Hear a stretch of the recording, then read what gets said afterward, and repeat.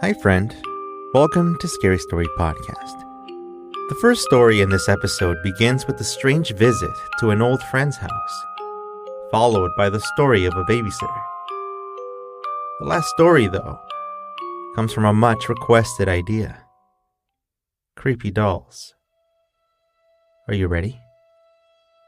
My name is Edwin, and here's a scary story.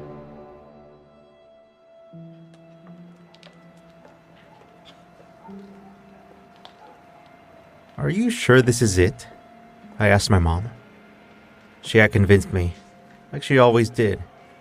And this time it was that we should pay the poor man a visit. We had been going to his shop ever since we were little, my sister and I. And I remember even helping him dig stuff in his backyard over the summer.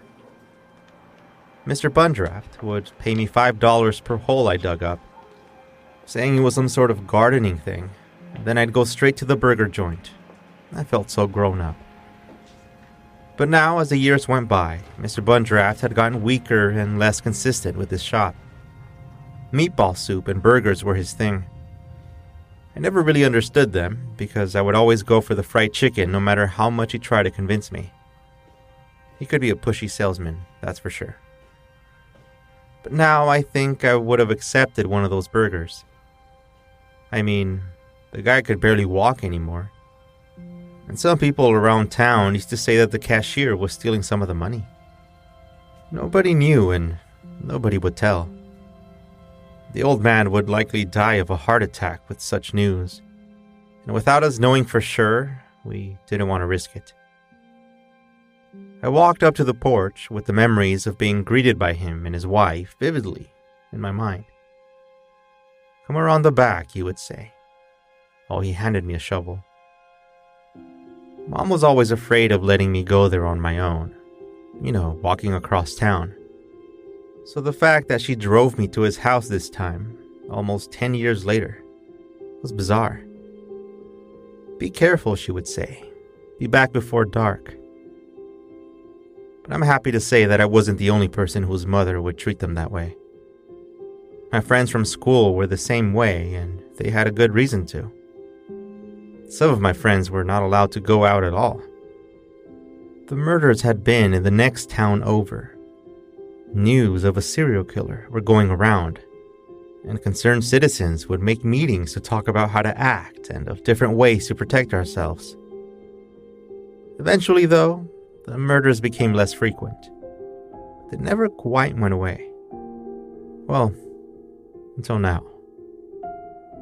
We hadn't heard of a missing person in a few months, which was something strange to say out loud, but true nonetheless. I saw the curtain of the living room window move to the side, and then the front door opened. An older woman, Mrs. Bundraft, was at the door. She looked much different now, but still had that nervous smile that I remembered her by. "I remember you," she said. "You're the kid. How are you?" I told her that my mom had driven me to the house to ask how Mr. Bundraft had been doing. The expression of her face was immediately wiped away. She looked back at the house and said that she had a few things to tend to. With that, she waved at my mom and completely ignored me as she walked back into the house. She waved and smiled nervously, ending it with a straight face while I was still looking, and then shut the door. Well, that was weird. I told my mom when I closed the door to the car.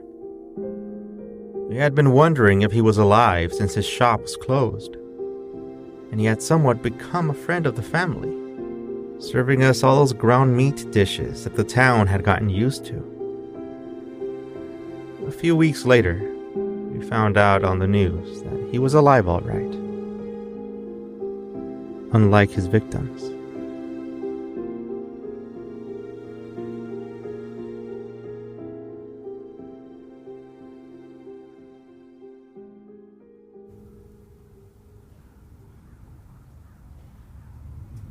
Back when I was in high school, my mom told me that a person from her job needed someone to take care of her kid while she went out to a doctor's appointment with her husband. I jumped out of my chair, excited over the opportunity. One of my friends from school had already gotten jobs like this, and that's how she was able to do so many things after school. My mom reminded me that I didn't have to take it, that it was a big responsibility, but then said that it would be for about 4 hours in total and that I would get $50, which was beyond what I was expecting. My heart was beating super fast when she called her friend, and then she told her that she would bring over the 4-year-old girl, along with a bag of some of her snacks and toys in about an hour. Mom was getting ready for work, and Dad wouldn't be home until later that night. So I did my best to not act so nervous, and eventually found myself waiting in the living room, by the chair that would let me see out the window. The sun was setting. I started to feel those butterflies in my stomach when I saw the shape of a little girl coming toward the porch from the side of the house. I stepped away from the window and gave her a few seconds for her to knock on the door. But when nothing was happening, I decided to open it and let her in. It was windy outside, but even through the sound of the leaves, I couldn't hear a car nearby. Had she simply been dropped off? I looked to the side of the porch, and sure enough, there was a little girl facing away from me, her arms on her side, looking to the side of the house, toward the neighbors. She must have been feeling scared, so I did my best to try to talk to her, telling her my name and what my favorite color was, and I asked for hers. Her dark hair was shiny, dirty shiny, dropping straight behind her on her left side, and over her shoulder on the other one. She wouldn't budge. I took one step closer to her. She turned away. A tantrum. I remembered those. I figured that at one point she would change her mind and be forced to talk to me. A kid normally can't stand still, and impossible for her to do that for 4 hours. I sat on the chair outside and kept trying to talk to her, asking her for her name and telling her that things would be okay. It was strange that I didn't know what she looked like, and yet I felt something completely off about her. Her parents dressed her in a strange blue dress, something completely out of fashion even for today's standards. I wouldn't forgive my mother if she took a picture of me wearing that. It hung way too low on her, oversized. The whole thing, including the sleeves, were far too large for her. Only the purple left over from the sun that was now gone remained in the sky. It was starting to get cold. She really didn't want to go inside the house. She refused to move. She was playing with her own fingers in front of her, nervous of everything. At one point, I thought of just walking up to her and dragging her inside. I quickly changed my mind. I don't know how people did it. There's no way I could babysit if the child was going to act like this and then tell her parents that I treated her horribly. I looked out into the street, begging for time to fly by, worried that if I stepped inside, the girl would run away or something. She really didn't want to be there. The phone rang inside the house. Trying to watch for any reaction from the girl, I kept my eyes on her until I went inside and picked it up. Claire? Hey, sorry I forgot to tell you earlier. Meg couldn't bring her daughter along today, but she asked me to thank you and that next time she'll bring her along. Do you think dogs can see or know things that we cannot understand? This next story is called Elizabeth's Doll, and is coming up right after this.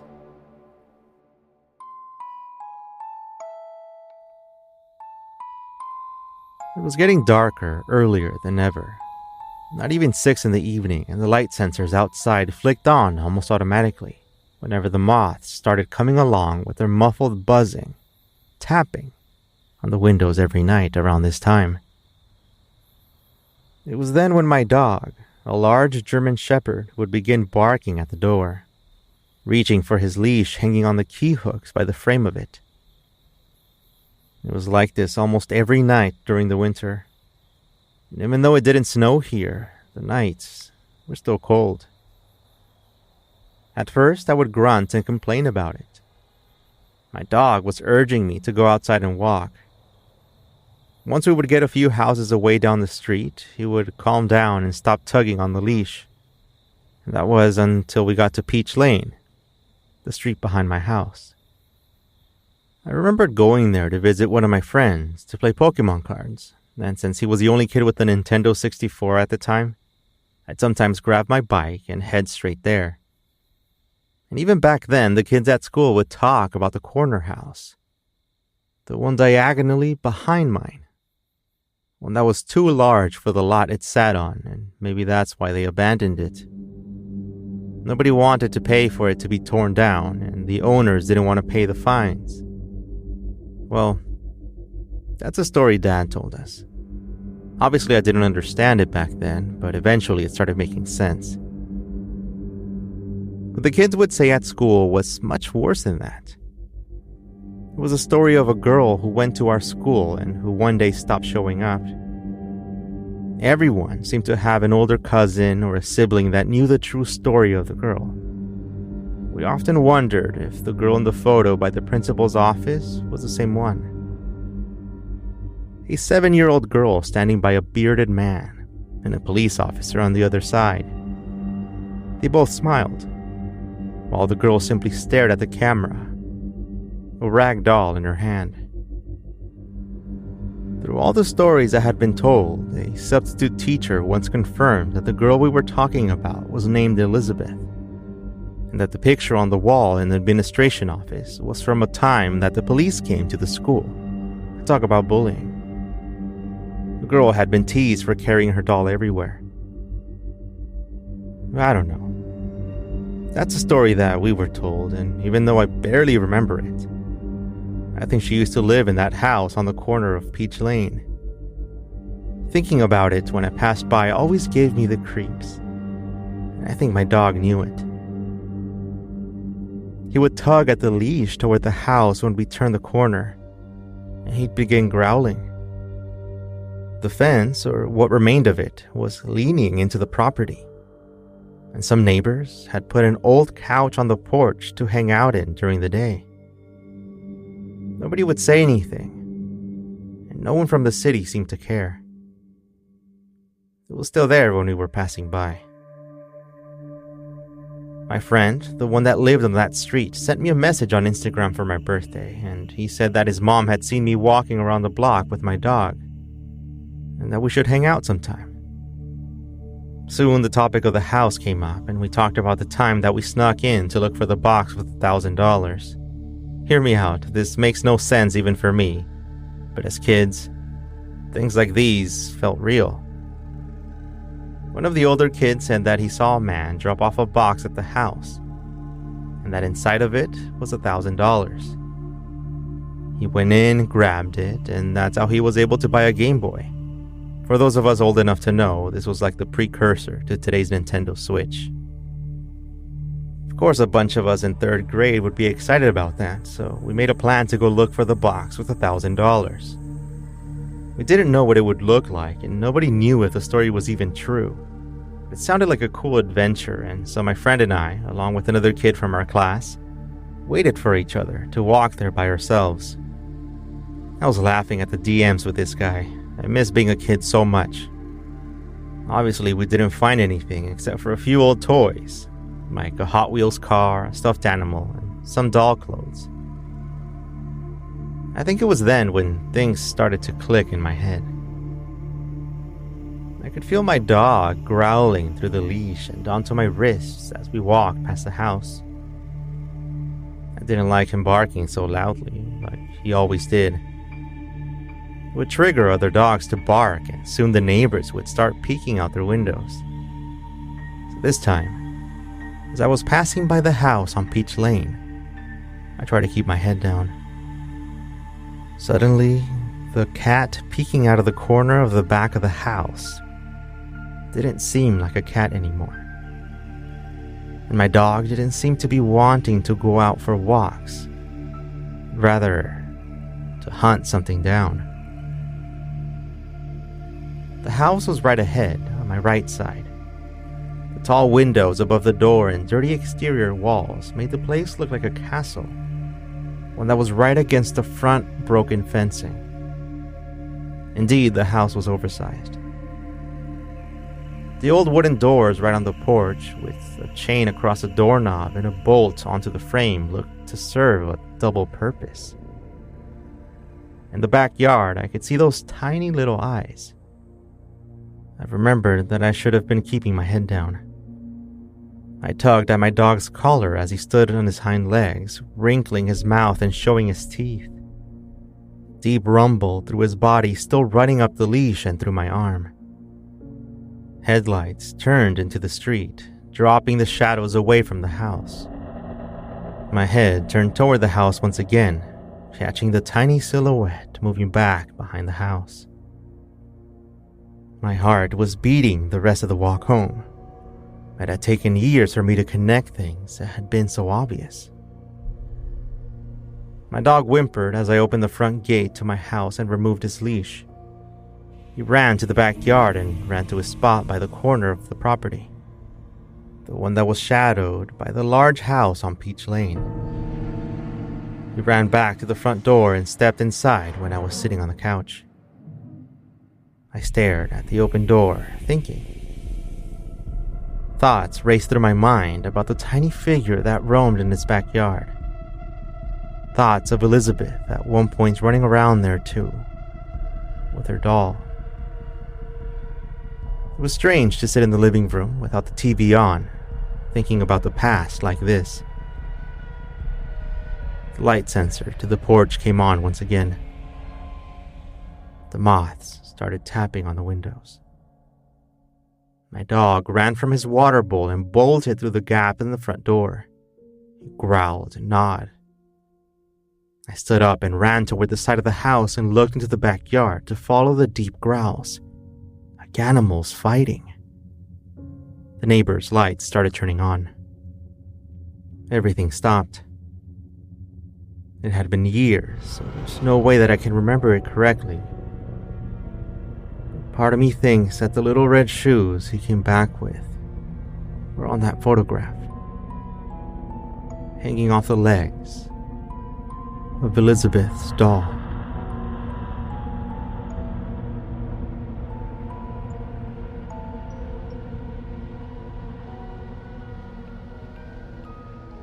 Scary Story Podcast is written and produced by me, Edwin Covarrubias. You can find me on Instagram at Edwin Cove. That's EDWINCOV.